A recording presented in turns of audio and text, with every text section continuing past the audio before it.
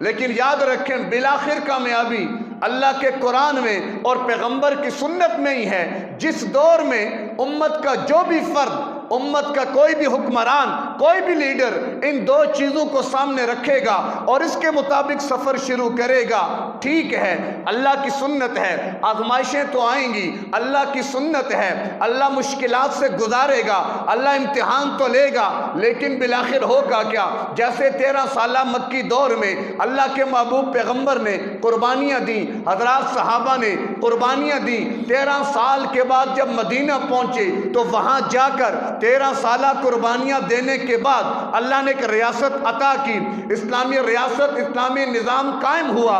پھر وہ دیکھتے ہی دیکھتے چاروں طرف پھیلنا شروع ہوا، حتیٰ کہ اللہ کے محبوب پیغمبر کی جماعت، اللہ کے محبوب پیغمبر کے شاگرد، اللہ کے محبوب پیغمبر کے تربیت یافتہ حضرات صحابہ کرام، پھر ان حضرات صحابہ میں 6 وہ صحابہ کہ جن کو اللہ نے اقتدار کی دولت دی، جنہیں اللہ نے حکمران بنایا، وہ سیاست کے میدان میں آئے۔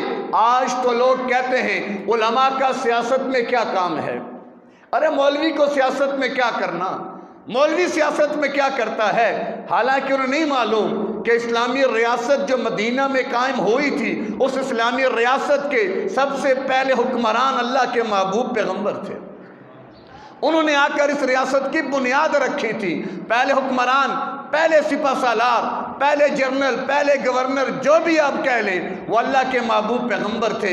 آپ کے بعد اسلامی ریاست کے حکمران بنے سیدنا ابو بکر صدیق، آپ کے بعد عمر بن خطاب، آپ کے بعد عثمان ذو النورین، ان کے بعد حضرت علی، ان کے بعد حضرت حسن، ان کے بعد حضرت معاویہ رضی اللہ تعالی عنہم اجمعین۔ یہ 6 حضرات کہ جن کا دور حکومت تقریباً آپ یوں سمجھ لیں کہ 50-51 سال پر محیط ہے، 50-51 سال پر پھیلا ہوا ہے۔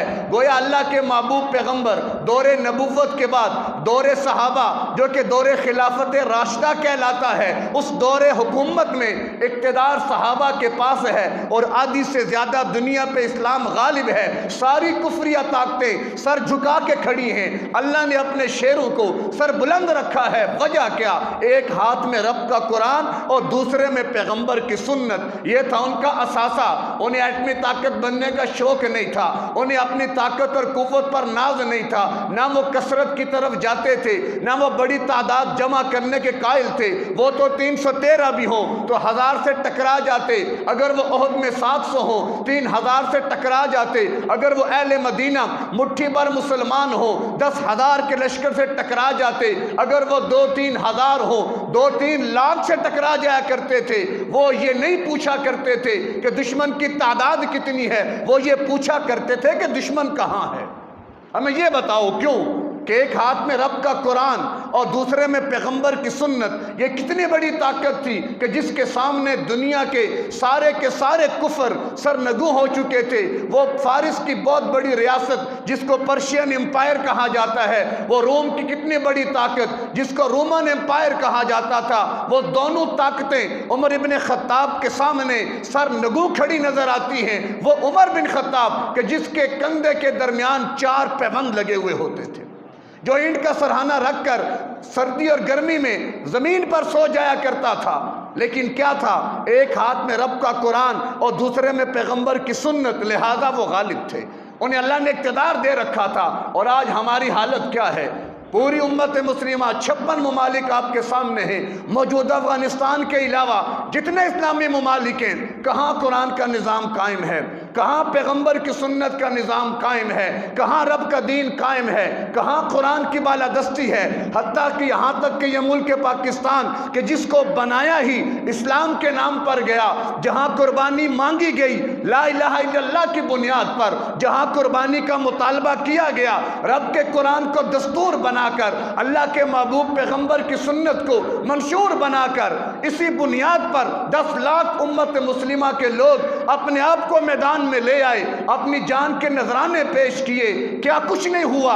تاریخ پاکستان اٹھا کے دیکھیے، 70 سال سے زیادہ کا عرصہ بیت گیا، کدھر ہے اسلام؟ کہاں ہے رب کا نظام؟ کہاں ہے قرآن کا نظام؟ ہمارا کچہری کلچر ساری دنیا واقف ہے، ہمارا عدالتی نظام ساری دنیا واقف ہے. جتنے بھی چیف جسٹس قاضی القضات ہمارے ریٹائرڈ ہوتے ہیں وہ سارے فلائٹیں پکڑ کر یہاں سے رفو چکر ہوتے ہوئے نظر آتے ہیں. ہمارا کیا عدالتی نظام ہے؟ ہمارا کوئی عدالتی نظام نہیں، انصاف کا کوئی نظام نہیں. کتنے کیس ہیں کہ 32 سال کے بعد کیس ثابت نہیں ہوا، عدالت نے بری کر دیا. جب وہ بری نامہ جیل میں پہنچتا ہے تو خبر ملتی ہے کہ جس کو آج تم نے بری کرنے کا اعلان کیا وہ تو 5 سال پہلے یہاں سے وفات پا چکا ہے. کون انصاف دلائے گا اس کو؟ اسے کون انصاف دے گا؟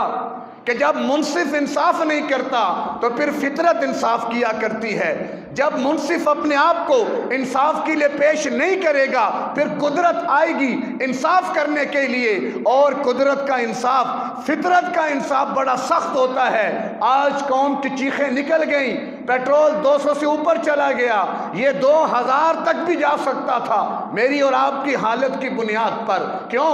کہ میں نے کیا کیا، آپ نے کیا کیا؟ رب کے قرآن کے ساتھ، پیغمبر کی سنت کے ساتھ. یہ صرف اجتماعی نظام کی ضرورت نہیں ہے، ہر فرد کی ضرورت ہے کہ اس کی زندگی رب کے قرآن کے مطابق گزرے، پیغمبر کی سنت کے مطابق گزرے. میں نے کتنا قرآن کو پڑھا، کتنا قرآن کو سمجھا، کتنا اس کے نظام کو سمجھا، کتنا اس پر عمل کرنے کی میں نے کوشش کی، کتنا میں نے پیغمبر کی سنت کو جانا، کتنا پیغمبر کی سنت کو اپنایا، کتنا پیغمبر کی سنت کو سمجھا. کیا آج جو ہمارے ساتھ ہو رہا ہے کیا قرآن اس کی ہمیں اجازت دیتا ہے؟ کیا پیغمبر کی سنت ہمیں اس کی اجازت دیتی ہے؟ ہرگز نہیں، ہرگز نہیں. بلکہ قرآن تو کیا ہے؟ ایک ایسا نصب العین ہے کہ جو ایک فرد سے لے کر ایک معاشرے تک، بیت الخلاء سے لے کر بیت اللہ تک کی پوری زندگی کا ایک نمونہ، ایک رائے عمل متعین کرتا ہے. بدنصیبی تو ہماری ہے کہ نہ ہم چلے حکومت کو کیا گلا کریں، صاحبان اقتدار کو ہم کیا کہیں. میں اپنے آپ کو پہلے مجرم تصور کروں. کیوں؟ حکمران یہ تو مثال ہے ملائی کی، عوام مثال ہے دودھ کی.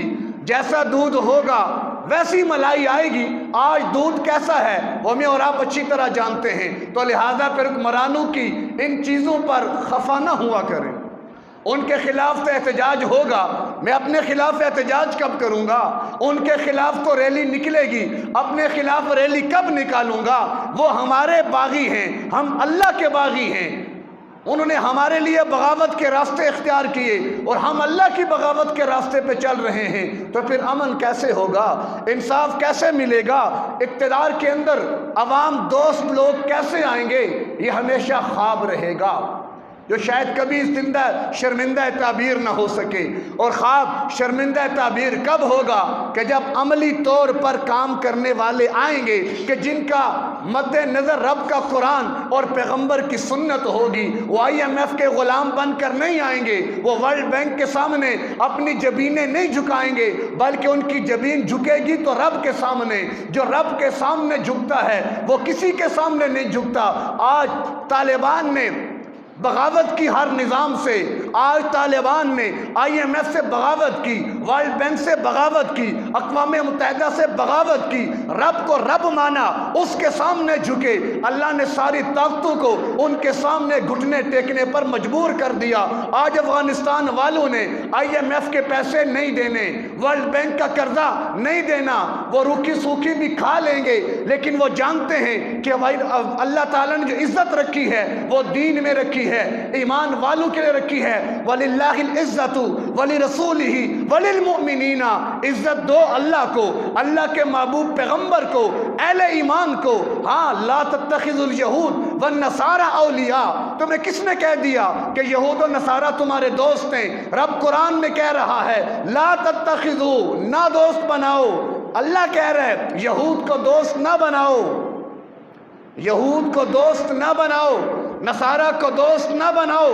وَمَن يَتَوَلَّهُم مِّنكُمْ فَإِنَّهُ مِنْهُمْ. جس نے ان کو اپنا دوست بنا لیا وہ انہی میں سے ہو جائے گا. اور یاد رکھو اللہ پھر ظالموں کو کبھی ہدایت نہیں دیتا. آج ہم یہود و نصارہ کے غلام بن کر، آج IMF کا مطالبہ تھا نا پیٹرول بڑھاؤ، آج ان کے مطالبے پورے ہو رہے ہیں. جانے والی حکومت نے معاہدہ کیا، آنے والی حکومت کو پورا تو کرنا تھا. گالی ان کو دیں گالی ان کو دیں، وہ دونوں ایک کشتی کے مسافر ہیں۔ یہ بات یاد رکھیے گا، اگر گاڑی کے ٹائر چاروں پنچر ہوں، گاڑی کی بیٹری بالکل سیز ہو چکی ہو، آپ اعلیٰ سے اعلیٰ ڈرائیور اس کی سیٹ پر بٹھا دیں، کیا وہ گاڑی کو چلا لے گا؟ کوئی بتائیں مجھے۔ چاروں ٹائر پنچر ہیں، انجن فارغ ہے، وہ گاڑی ناکارہ ہے، وہ کھٹارا ہے، بڑے سے بڑا بہترین ڈرائیور گاڑی کی سیٹ پر بٹھا دیں، کیا وہ چلا لے گا؟ آج کا نظام حکومت، اس کے بھی چاروں ٹائر پنچر ہیں۔ آج یہ جمہوری نظام، اس کے چاروں ٹائر پنچر ہیں، اس کا انجن فارغ ہے، یہ ناکارہ اور نکما نظام ہے۔ تم بڑے سے بڑا لیڈر اس نظام میں لے کر آ جاؤ، وہ کبھی اس نظام کو نہیں چلا سکتا۔ جیسے وہ کھٹارا گاڑی کو بڑے سے بڑا ڈرائیور نہیں چلا سکتا، تو اس نظام حکومت کو بڑے سے بڑا لیڈر بھی نہیں چلا سکتا۔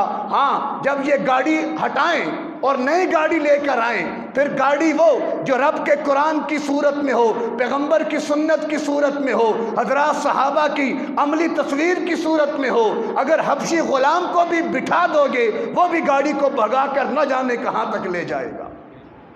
ہم نظام کو نہیں بدلتے، ہم چہرے بدلتے ہیں۔ اور یہ بات یاد رکھیں، اوپر سب ایک ہیں۔ یہ جھگڑے، یہ اختلافات مجھے اور آپ کو اندھیرے میں ڈالنے کے لیے ہیں۔ کبھی آپ ان کی نجی محفلیں دیکھیں، کبھی پارلیمنٹ کے اجلاس کے بعد کیفیٹیریا میں ان کو آپ دیکھیں، یہ کیسے بغلگیر ہوتے ہیں۔ جب پارلیمنٹ کے اجلاس میں ہوتے ہیں تو گالم گلوچ، تان و تشنی اور نہ جانے کتنا کچھ کہہ جاتے ہیں، اور جب چاہتے ہیں اس کے کیفیٹیریا میں ایک ٹیبل پر بیٹھ کر چائے کے کش لگاتے ہیں اور مجھے اور آپ کو بے وقوف بنا